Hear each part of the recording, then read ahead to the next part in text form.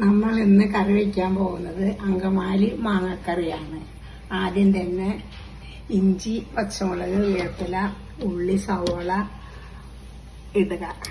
മഞ്ഞൾപ്പൊടി, മുളക് പൊടി, കാശ്മീരി മുളക് പൊടി,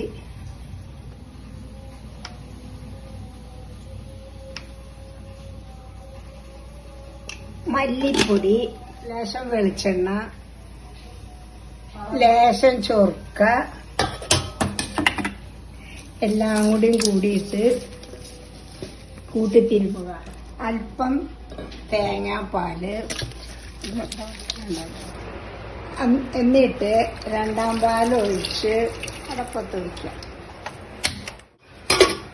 ഇട്ടു തലപ്പാലൊഴിച്ച് കടുവറുക്കാം.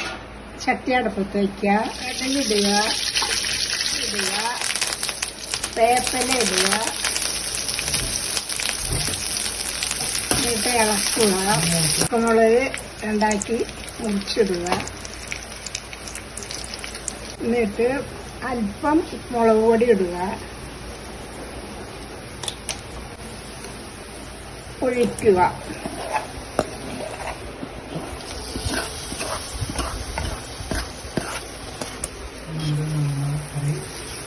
മാങ്ങാക്കറി റെഡി.